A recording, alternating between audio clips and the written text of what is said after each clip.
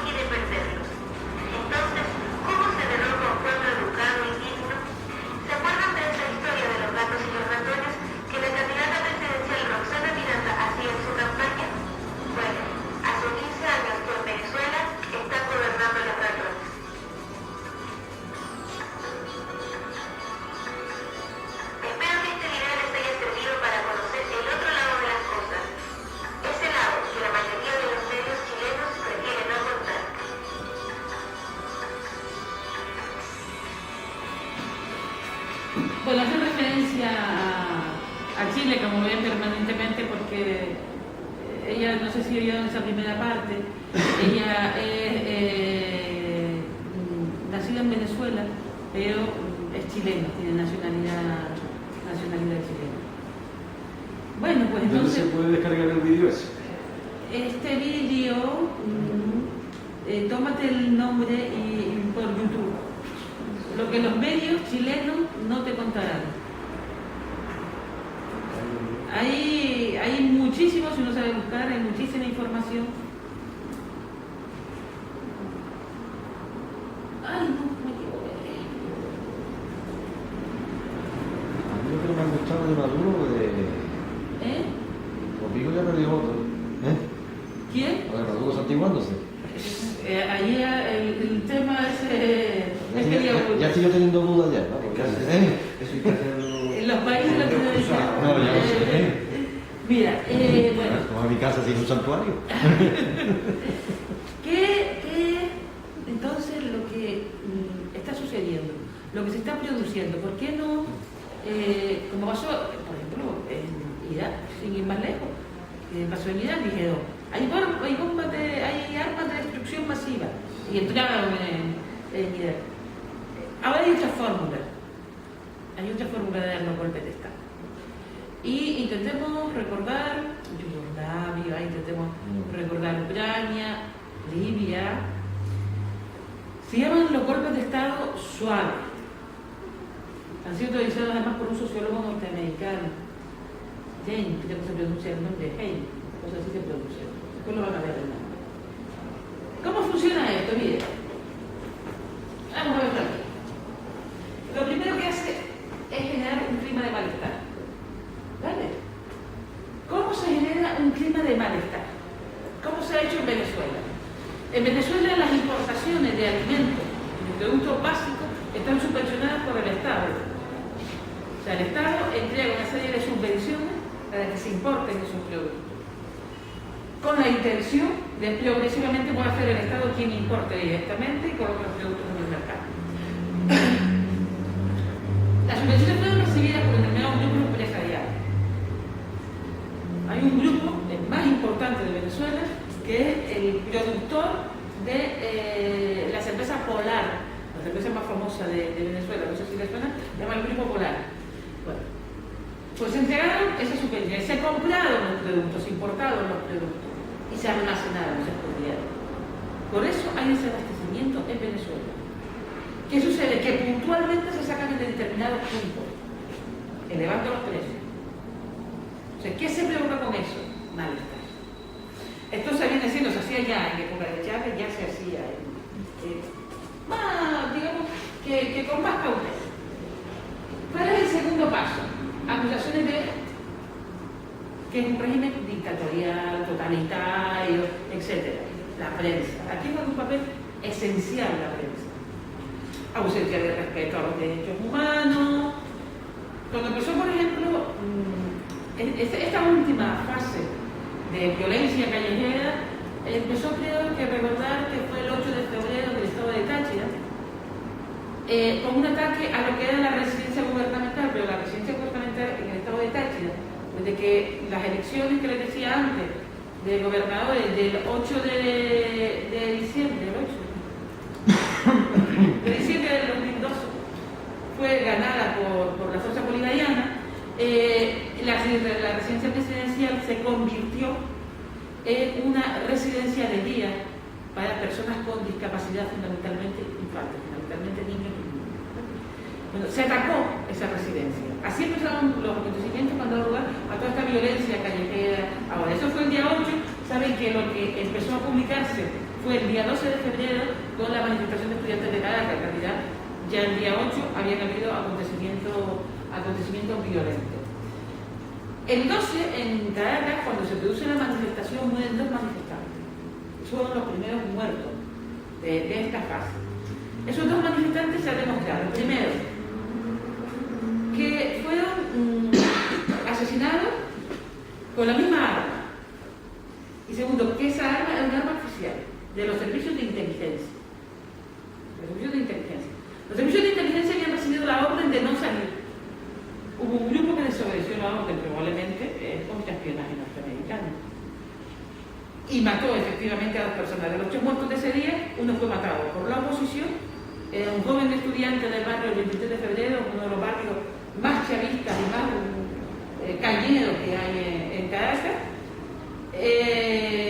y los otros 2 eran efectivamente miembros de una manifestación. Bueno, ese grupo de policías fueron los primeros encarcelados.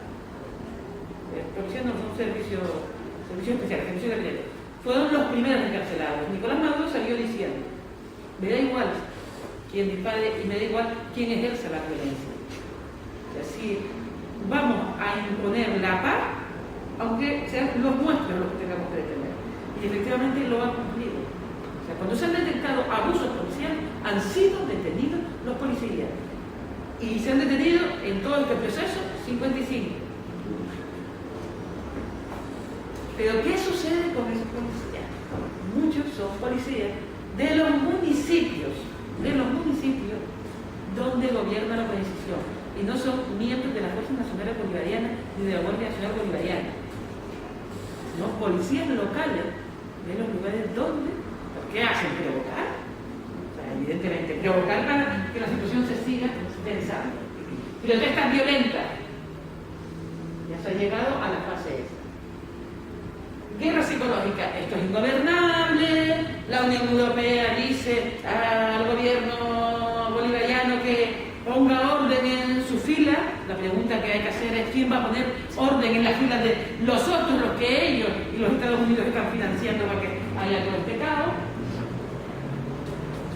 Y siguen creciendo las respuestas callejeras violentas hasta que haya la intervención interna. Esto lo vamos a ver ahora con un poquito más de detenimiento. Y verán que el esquema es... Mira, Jeanne Sachs, se pronuncia el señor Jeanne será, ¿no? Bueno, primera etapa, consistiría en llevar a cabo acciones para generar y promocionar un clima de malestar. Entre dichas acciones destacan la realización de denuncias de corrupción y la promoción de intrigas, señalan los expertos. Fíjense en que los primeros productos que empiezan a desaparecer del mercado, yo lo decía, esto sucedía el pasado año cuando estaba yo en Venezuela. O sea, es que es un atentado a la dignidad de los venezolanos y las venezolanas. Era el papel higiénico, los productos de aseo, la pasta de dientes, o sea, aquellas cosas que las que tú, digamos que tu higiene personal, tú es como un atentado a tu dignidad, ¿no? Hacer desaparecer todos esos productos. Sin embargo, yo que conseguí por internet en Caracas un hotel súper barato, por esas promociones extrañas que te mandan mensajes de internet, y pasé unos días ahí había papel higiénico, había de todo. O sea, había. ¿Dónde está? ¿Dónde estaba capaz? Segunda etapa, se procederá a desarrollar intensas campañas en defensa de la libertad de prensa y de los derechos humanos, acompañadas de acusaciones de totalitarismo contra el gobierno en el poder. Lo que estamos viendo en la prensa en estos momentos, ¿no? Bueno, ya llevamos viéndolo algún tiempo. Tercera etapa, en esta fase se centraría en la lucha activa por reivindicaciones políticas y sociales y en la promoción de manifestaciones y protestas violentas amenazando las instituciones. ¿Qué fue lo primero que hizo las manifestaciones del día 12 de febrero de supuestos estudiantes en Caracas? ¿Qué atacaron? A instituciones. Fueron a prenderle fuego al CNE, al Centro Nacional Electoral. Ha sido atacado el Ministerio de la Vivienda, el Ministerio del Transporte, el de Educación, los metros. Y una cosa que se llama el Metrobús, que es tú llegas en el metro de la zona y luego para llegar hasta donde vayas ahí, hay toda una serie de guaguas que salen. Ese fue un objetivo fundamental. Claro, aquellas cosas que son servicios para el pueblo, para generar descontento del pueblo. Cuarta etapa, en este punto se llevarían a cabo operaciones de guerra psicológica y desestabilización del gobierno, creando un clima de ingobernabilidad. Declaraciones de los senadores de Estados Unidos, hay que intervenir, eso no lo está gobernando nadie, la resolución afortunadamente, la del gobierno que nadie ha sido bastante respetuosa. Yo no sé si ustedes vieron la del Parlamento Español, era una mierda, pero así de claro. Quinta etapa. La fase final tendría por objeto forzar la renuncia del presidente mediante revueltas callejeras para controlar las instituciones, mientras se mantiene la presión en la calle. Paralelamente se va preparando el terreno para una intervención militar, mientras se desarrolla una guerra civil prolongada y se logra el aislamiento internacional del país. O sea, estamos ante un golpe de Estado. Un golpe de Estado. Bueno, decir que en las últimas elecciones, el 8 de diciembre del pasado año, que fueron las alcaldías, la diferencia de puntos entre la oposición y las fuerzas chavistas, que fueron las que ganaron, es de 11,5 puntos de diferencia. Ganaron el 75% de las alcaldías, la fuerza bolivariana. Luego se convocó, porque antes incluso de que empezaran estos acontecimientos, ya Nicolás Maduro había convocado el diálogo a todos los sectores del país. O sea, quien ha insistido aquí permanentemente en diálogo, conferencias de paz, etc., ha sido el propio gobierno. Es la oposición quien permanentemente no va. Bueno, lo de la campaña de manipulación, esto más o menos lo hemos visto ya. O sea, vamos a hablar, ustedes también pueden hablar un poquito. ¿Vieron en el vídeo lo de los montajes? Lo de las fotos cogidas de otras, y que algunas además llegan a ser ridículas porque se ve aquí en la cantidad de la policía del país, ni siquiera se han molestado en hacer un Photoshop y cambiarles el eso, que digo yo, hombre, con los medios que hay hoy, pues sería relativamente fácil hacerlo, ¿no?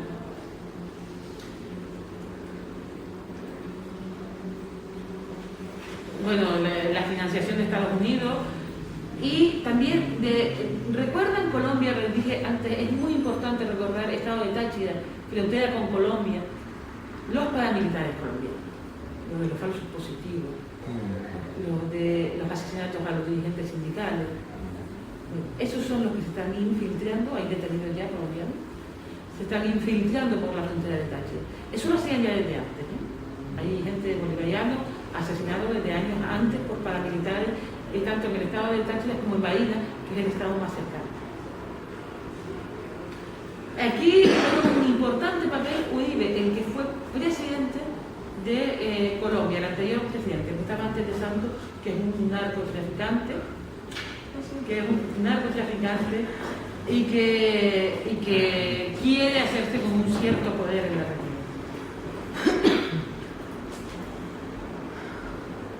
Bueno, se ha hablado de que se han tomado medidas contra el CNE, también ha denunciado el gobierno de Nicolás Maduro, lo que pasa es que eso en España no lo voy a publicar, ha denunciado a la corresponsal del ABC en Caracas por las mentiras que ha ido difundiendo por ahí respecto a la situación de Venezuela. Ustedes saben que en mitad de todo este conflicto las Naciones Unidas ha dado a hay una figura allí que se llama la Defensoría de los Derechos Humanos en Venezuela, que es una cosa parecida al Defensor del Pueblo, para entenderlo. Saben que las Naciones Unidas les ha dado un premio por su constancia en la defensa de los derechos humanos. Eso no se ha publicado en ningún lado. Igual que las Naciones Unidas, ahora mismo la FAO en concreto, hace 2 días, creo que lo tengo por aquí. Bueno, se los cuento ahora lo de los sabotajes. Además de lo que habíamos dicho del acaparamiento, han habido sabotajes del sistema eléctrico. Ya venían un año de sabotaje. En este momento están controlados, están muy controlados. El gobierno ha conseguido controlar la totalidad de la red eléctrica. Aquí hay unas cosas, por ejemplo, sumamente interesantes. Miren, a pesar de todo esto y esta guerra de desgaste, la economía venezolana en el 2012 subió un 5,6% y en el 2013 un 1,6%. Desde mayo del 2013 a enero del 2014 el salario mínimo se ha incrementado en un 59,72%, igualito con nosotros, que yo he perdido el 25% del PIB. Bueno, la inflación promedio sigue siendo menor que la de todos los gobiernos anteriores. El paro en estos momentos es el 7% en Venezuela, yo lo firmaba ya. Las reservas internacionales cubren más de 5 meses de importaciones. Los economistas que trabajan para Naciones Unidas dicen dicen que la seguridad está cuando se cubren 3 meses de importaciones, las reservas. Y esto es lo que les iba a comentar, porque esto es una noticia de hace 2 días. El director para Latinoamérica y el Caribe de la Organización de las Naciones Unidas para la Alimentación y la Agricultura, la FAO, Raúl Benítez, informó este lunes que el plan de erradicación del hambre que adelanta el organismo llevará por nombre Hugo Chávez Frías. Y fíjense lo que dice el literal. Es la mejor forma que tenemos para honrar a este hombre que fue tan visionario en este tema. Se adelantó 10 años al resto de los líderes mundiales y lo hizo efectivo.